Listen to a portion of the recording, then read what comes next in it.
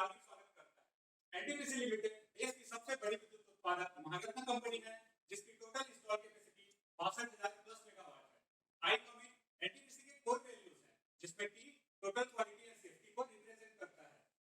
Maharashtra state की संतरा नगरी नागपुर के समीप NTPC limited Mouda super thermal power station पूर्णतः नवीनतम तकनीक पर बनी है, जो 2016 से पूर्ण रूप से कार्यरत है, जिसकी टोटल इंस्टॉल कैपेसिटी 2320 मेगावाट की है। एनटीपीसी मौदा के समीप आधुनिक सुविधाओं से सुसज्जित नगर का निर्माण किया गया है, जिसकी कुछ प्रमुख विशेषताएं हैं जो इसे अनोखा बनाती हैं। इस नगर को जीरो वेस्ट टाउनशिप का दर्जा प्राप्त है, जिसके लिए महाराष्ट्र स्टेट के पावर मिनिस्टर की तरफ से इसे सम्मानित भी किया गया है। यहाँ 100% सीवेज को रीयूज किया जाता है, रिसाइकल किया जाता है और 100% रिसाइकल वाटर को रीयूज किया जाता है। यहाँ 70,000 से भी अधिक पेड़ लगाए गए हैं, जिसके कारण यहाँ का वातावरण इतना अच्छा है कि यहाँ विविध प्रकार के दुर्लभ वन्य जीव जंतु भी देखने को मिलते हैं, जो हमें प्रकृति के बहुत करीब होने का एहसास कराते हैं। हमारा कार्य क्षेत्र कुल 135 एकड़ क्षेत्रफल में फैला हुआ है, जहाँ विभिन्न रेसिडेंशियल और पब्लिक बिल्डिंग के साथ साथ पूरे टाउनशिप के रख रखाव का कार्य हमारे डिपार्टमेंट द्वारा किया जाता है। टीम संकल्प का गठन 19 जनवरी सन 2018 को टाउनशिप एडमिनिस्ट्रेशन डिपार्टमेंट के लिए किया गया था, जिसमें श्री आशीष जैन सर हमारे facilitator, Ekesh Patel leader, Chetan Shukla member, Fuzail Anwar member, Charles Lobo member, Mahesh Chamat member.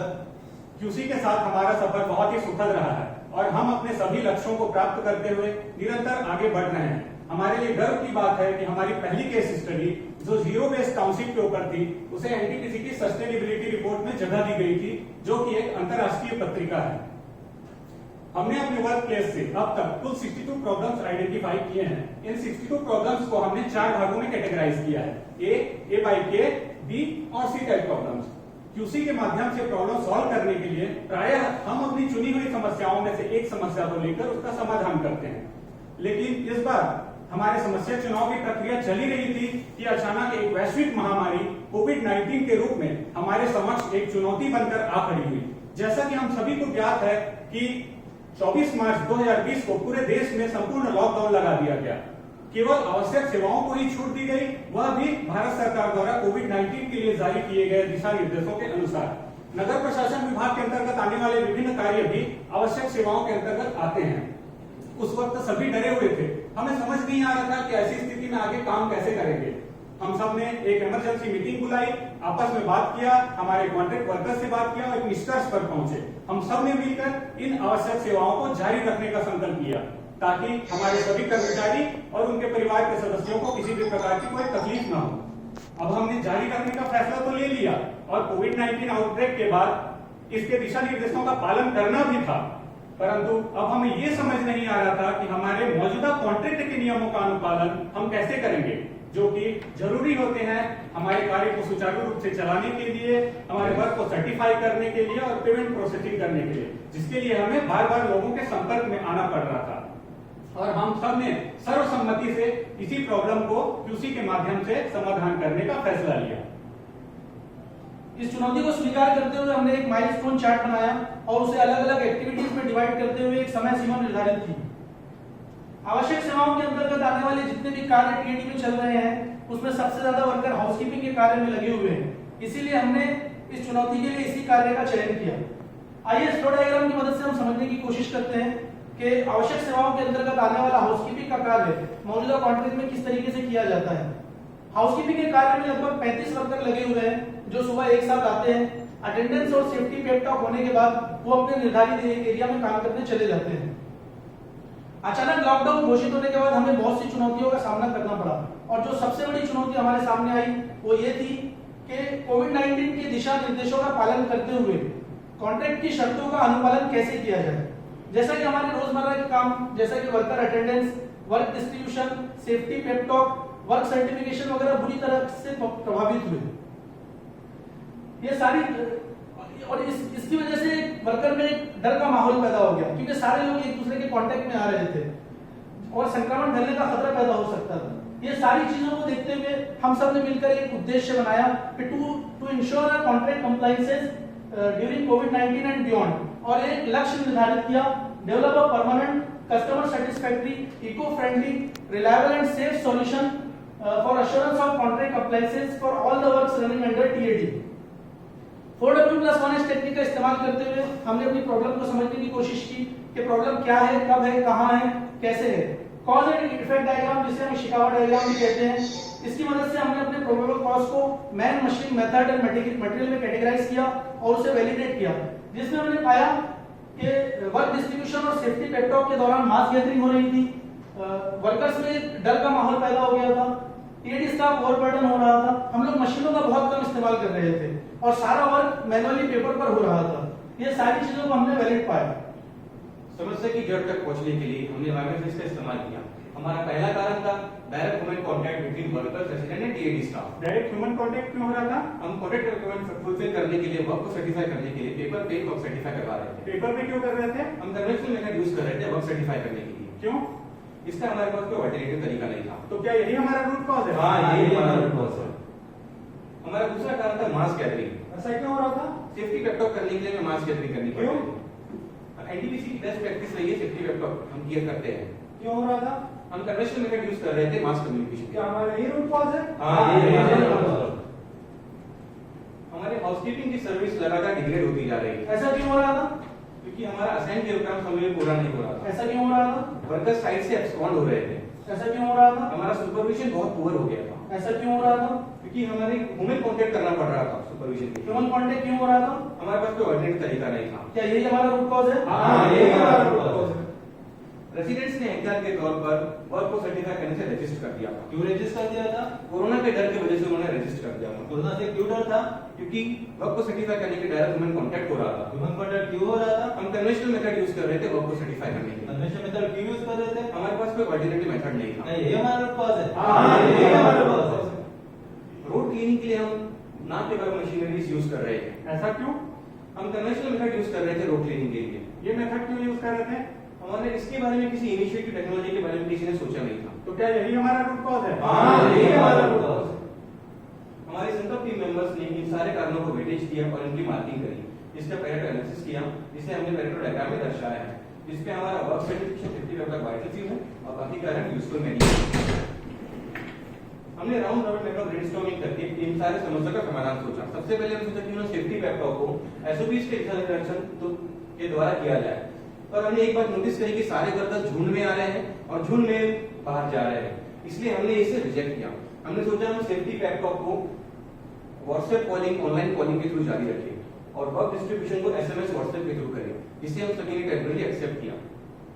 हमने सोचा हम वर्क सर्टिफिकेशन के लिए व्हाट्सएप का इस्तेमाल करें, जिससे बिफोर आफ्टर पिक्स से हम हमारे वर्क को सर्टिफाई कर पाए। हमने रेसिडेंट्स को यूज में लाने का सोचा कि उनके हम रैंडम फीडबैक दें और इन सभी समाधानों को हमने टेम्पररी एक्सेप्ट किया। परंतु ये सभी समाधान तो अस्थायी हैं। क्यों ना हम कुछ स्थायी समाधान के बारे में सोचें? हाँ, जैसे कि महान साइंटिस्ट आइंस्टाइन ने भी कहा है, in the middle of difficulties opportunity lies. मेरा ऑब्जर्वेशन है कि सभी वर्कर्स यंग हैं और सभी शिक्षित भी हैं। तो सभी स्मार्टफोन का इस्तेमाल भी करते हैं। तो क्यों ना हम कोई एक ऐसा मोबाइल ऐप बनाएं जिसमें ये सभी फीचर्स एक साथ मिल जाएं? हाँ, हम ऐसा ये कर सब सकते कर हैं। सकते हैं। हमने ब्रेनस्टॉर्मिंग कर एक इंटीग्रेटेड ऐप डेवलप करने का सोचा, जिससे हमारा safety petrol, work certification, work distribution, ये सारे हम ऐप के थ्रू कर पाए, जिसे हम सभी ने परमानेंटली एक्सेप्ट किया, जो हमारे इनोवेटिव आइडिया के अंतर्गत आता है। हमारे ऐप में कुछ बेसिक फीचर्स होने चाहिए, जैसे कि मेरे हिसाब से इसमें अटेंडेंस, जीपीएस ट्रैकिंग और सेफ्टी पेट्रोल का फीचर्स होना चाहिए। ऐप के माध्यम से हम वर्क शेड्यूल कर सकते हैं, उसको डिस्ट्रीब्यूट भी कर सकते हैं। इसमें वर्कर के साथ कम्युनिकेशन और रेसिडेंट का फीडबैक लेने का फीचर भी होना चाहिए। ऐप के जरिए work certification, daily progress report और बिलिंग आसानी से होनी चाहिए। इन सारे सजेशंस को हमने एक्सेप्ट किया, पर इन सभी समाधानों के बाद भी कुछ ऐसे रेजिस्टेंस है जो आ सकते थे, जैसे कि कॉन्ट्रैक्टर का इस ऐप के थ्रू काम के लिए डिनाई कर देना। हमने कॉन्ट्रैक्टर को कन्विंस किया, उसे तैयार किया, उसे कॉस्ट बेनिफिट एनालिसिस समझाया। वर्कर्स का इस ऐप के थ्रू काम के लिए डिनाई कर देना, हमने वर्कर्स को कोरोना वायरस के कॉन्सिक्वेंसेस के बारे में समझाया और कॉन्ट्रैक्टर को तैयार किया कि वो प्रति लेबर 200 रुपए प्रति महीना मोबाइल के नाम पर रिम्बर्स करे। हमने यहाँ क्वालिटी सर्कल के अलग-अलग टूल्स और टेक्निक का इस्तेमाल करते हुए प्रॉब्लम का सॉल्यूशन निकाला। अब ट्रायल इंप्लीमेंटेशन के लिए पीडीसी साइकिल का इस्तेमाल किया, जिसके अंदर व्हाट्सएप का यूज करके कार्यों को करने का प्रयास किया।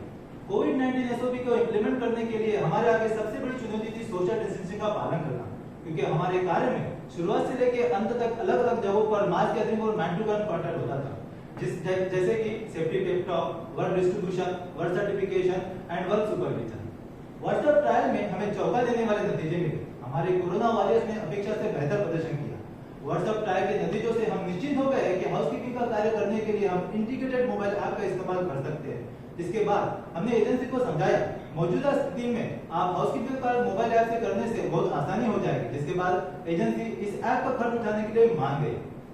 सॉल्यूशन का लॉन्ग टर्म और सस्टेनेबल मैनेजमेंट हो सके, इसलिए उसका रेगुलर इंप्लीमेंटेशन करना जरूरी होता है। मौजूदा कॉन्ट्रैक्ट की सीमाओं में रहते हुए एजेंसी के साथ मिलकर ऐप निर्माण का कार्य शुरू कर दिया है, जो लगभग पूरा हो चुका है। इस ऐप को हमने आत्मनिर्भर नाम दिया, क्योंकि इस ऐप के जरिए हमारे कोरोना वॉरियर्स खुद के कार्य की समीक्षा और सत्यापन स्वयं करेंगे। ये ऐप इतना सिंपल रहेगा कि इसको हर कोई यूज कर सकता है और इसको इस्तेमाल करने के लिए किसी भी प्रकार की ट्रेनिंग की जरूरत नहीं है। ये ऐप कोरोना में भी उसके बाद भी इस्तेमाल किया जा सकता है। आइए इस प्रोटोटाइप वीडियो से हम पता करते हैं कि यह किस प्रकार कार्य करेगा। हमारे प्रत्येक कोरोना वॉरियर्स अपने यूनिक आईडी से इस ऐप में लॉगिन करेंगे। जैसे ही वो सेफ्टी लैपटॉप और पीपीई धारण करेंगे, उनका जीपीएस ट्रैकर से अटेंडेंस हो जाएगा। इस ऐप के जरिए हमें रियल टाइम डेटा मिल जाएगा। कार्य का तुरंत सत्यापन होने से माह के अंत में बिलिंग आसानी से हो जाएगी। डिजिटल माध्यम का यूज होने से कार्य पेपरलेस हो जाएगा। इस ऐप में एक पैनिक बटन का प्रोविजन दिया जाएगा, जिससे किसी भी प्रकार की आपातकालीन स्थिति से हम एड्रेस कर पाएंगे। इस ऐप के जरिए टाउनशिप के सभी रेसिडेंट्स हमें हाउसकीपिंग के कार्य को रेडी प्रदान करेंगे, जिससे हमें पता चल पाएगा कि कहां कार्य की सुधार करने की जरूरत है। And last but not least, आत्मनिर्भर ऐप के जरिए एनटीपीसी की best safety practice, safety pep talk और हाउसकीपिंग कार्य बहुत ही आसानी से हो जाएगा, वो भी कोविड-19 के दिशा निर्देशों के अनुसार और मौजूदा कॉन्ट्रैक्ट की सीमा में रहते हुए। कंटिन्यूअल इंप्रूवमेंट के अंतर्गत हम लोगों ने टाउनशिप में रोड सफाई की मशीन भी लगा दी है। ये हमारा कंपैरेटिव माइलस्टोन चार्ट है, जिसमें आप देख सकते हैं कि हमारी सारी एक्टिविटीज निर्धारित समय के अनुसार हो रही है। टेंजिबल बेनिफिट इस प्रकार है कि इस ऐप के आ जाने से संविदा कर्मचारी और एनटीपीसी स्टाफ दोनों के कार्य में समय की बचत होगी, जिससे 2 साल में लगभग 18 लाख रुपए बचेंगे। इंटेंजिबल बेनिफिट इस प्रकार है कि हमारे इस कार्य से करने के कारण कंपनी का मिशन तो हमने सार्थक किया, जैसे कि हमारा ऐप इकोनॉमिकल है, एफिशिएंट है, एनवायरमेंट फ्रेंडली है और एक बेहद इनोवेटिव आइडिया है। और हमारा कोर वैल्यू आई कॉमिट, इसको भी हम मजबूती प्रदान करेंगे कि हमारे ऐप में एक सेफ्टी फीचर है, जो पैनिक बटन, जिससे हम तुरंत किसी कोरोना वॉरियर्स को राहत पहुंचा सकते हैं।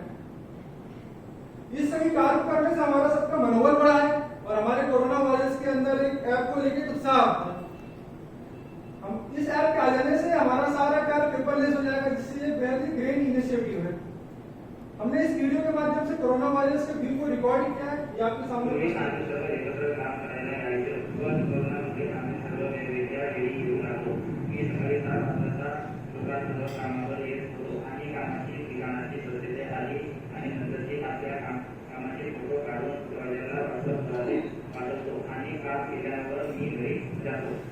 तसे मोबाईल ऍप बनले तर आम्हाला काम करण्यास खूप सोपे होईल आणि कोणत्याही गोष्टीवरून भार होणार नाही आणि कोरोनापासून देखील बचाव होईल।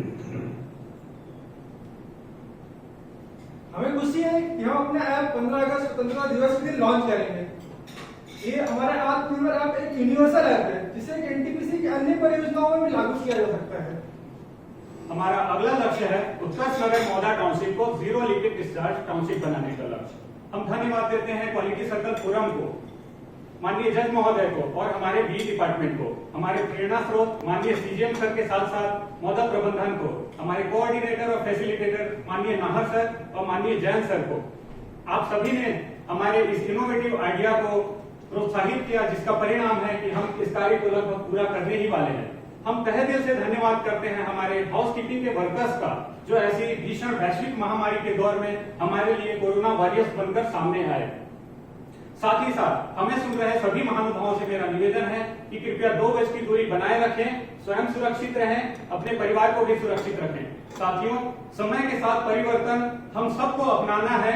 संकल्प करो कि प्रगति पथ पर आगे बढ़ते जाना है, आगे बढ़ते जाना है। धन्यवाद।